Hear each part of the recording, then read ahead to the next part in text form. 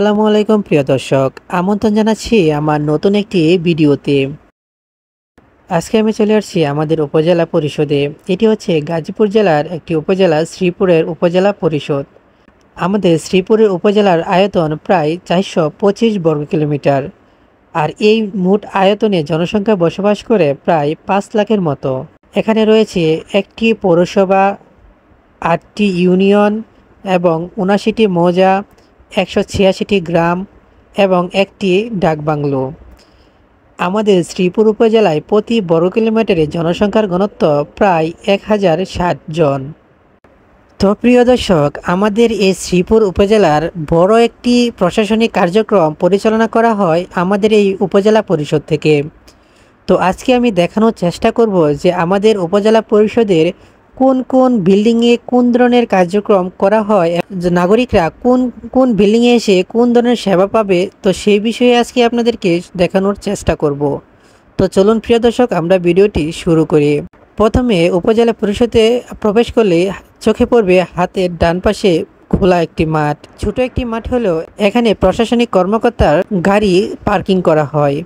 এছাড়া এর পাশে রয়েছে পল্লী উন্নয়ন ভবন, যেখানে গ্রামীণ জনগোষ্ঠী, প্রান্তিক জনগোষ্ঠীদেরকে সেবা প্রদান করা হয়। আর একটু সামনে এগোতে চোখে পড়ল বাংলাদেশের জাতীয় ফল কাঁঠাল। ঐতিহ্যগতভাবে এই গাজীপুরের শ্রীপুর উপজেলায় প্রচুর পরিমাণে কাঁঠাল উৎপাদিত হয়। এই বিল্ডিংটি হচ্ছে এই উপজেলা পরিষদের সবচেয়ে বড় বিল্ডিং। আর এই বিল্ডিংয়ে সবচেয়ে বেশি প্রশাসনিক কার্যক্রম পরিচালনা করা হয়। আর এই বিল্ডিংয়ে রয়েছে বিভিন্ন মন্ত্রণালয়ের অধীনে বিভিন্ন কার্যক্রমের, যেমন রয়েছে খামারিদের মৎস্য উৎপাদন বৃদ্ধি করার জন্য মৎস্য বিভাগ।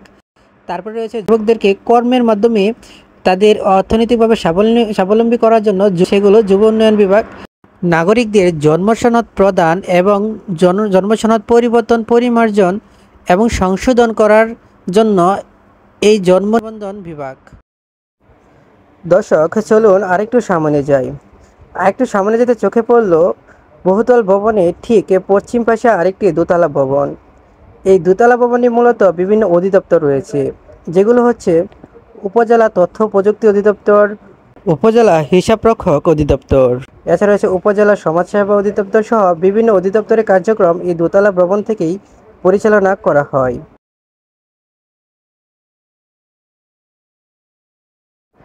প্রিয় দর্শক চলুন আরেকটু সামনে যাই। এই ভবনটি হচ্ছে একতলা বিশিষ্ট একটি ভবন। এই ভবনে বিভিন্ন পরিসংখ্যান বিষয়ক ছাড়াও বিভিন্ন কাজ করা হয়। তার মধ্যে রয়েছে উপজেলা পরিসংখ্যান অফিস, নিয়মিত ভূমি উন্নয়ন, কর পরিশোধ কার্যক্রম। এছাড়া রয়েছে এখানে বিভিন্ন নামজারি কার্যক্রম পরিচালনা করা হয় এই একতলা ভবন থেকে।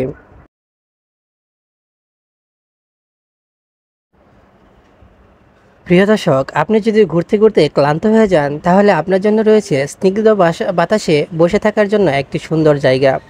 আর এটি হচ্ছে শ্রীপুর উপজেলার ছোট্ট একটি পার্ক। এই পার্কটি শ্রীপুর উপজেলা পরিষদের নিজস্ব তত্ত্বাবধানে পরিচালনা করা হয়। এটি শ্রীপুর উপজেলা পরিষদের অভ্যন্তরে অবস্থিত, যা স্থানীয়দের জন্য একটি সাধারণ বিনোদন কেন্দ্র হিসাবে পরিচিত। পার্কটিতে সবুজ ঘাস, বসার স্থান এবং শিশুদের খেলার জন্য কিছু ব্যবস্থা রয়েছে। এখানে রয়েছে একটি পুকুর। পুকুরের মাঝে রয়েছে সুন্দর একটি স্থান, যেখানে আপনি বসে প্রকৃতির স্নিগ্ধ বাতাসে কিছুটা সময় আনন্দ উপভোগ করতে পারবেন। এটি উপজেলা পরিষদের কার্যক্রমের একটি অংশ এবং স্থানীয় জনগণের জন্য একটি উন্মুক্ত স্থান। দর্শক, আপনারা যদি কেউ এই উপজেলা পরিষদে আসেন, তাহলে অবশ্যই এই পার্কটি ঘুরে যাবেন।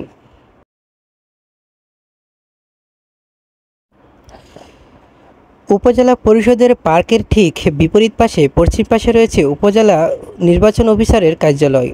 এখান থেকে নির্বাচনকালীন বিভিন্ন কার্যক্রম পরিচালনা করা হয়। এটি হচ্ছে উপজেলা ভূমি অফিসের কার্যালয়।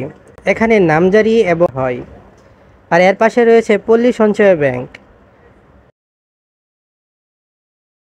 ভূমি অফিসের ঠিক দক্ষিণ পাশে রয়েছে ছোট্ট একটি জায়গা, যেখানে রয়েছে পরিত্যক্ত গাড়ি। এই গাড়িগুলো প্রশাসনিক কর্মকর্তারা ব্যবহার করেছিল। এখন এটি ড্যামেজ হওয়ার কারণে এখানে ফেলে রাখা হয়েছে। দশকের পুরনো এই গাড়িগুলো আমাদের সেই অতীতগুলোকে মনে করিয়ে দেয়। প্রিয় দর্শক, কেমন লাগলো আমার এই ভিডিওটি? যদি আমার এই ভিডিওটি আপনার কোনো একটু উপকারে আসে তাহলে আমার এই চ্যানেলটি সাবস্ক্রাইব করে পাশে থাকবেন। এছাড়া নতুন নতুন ভিডিও পেতে আমার এই চ্যানেলে নোটিফিকেশন অপশনটি চালু করে রাখতে পারেন। ফিরে আসবো নতুন একটি ভিডিও নিয়ে। সে পর্যন্ত সবাই ভালো থাকুন, সুস্থ থাকুন। আল্লাহ হাফেজ।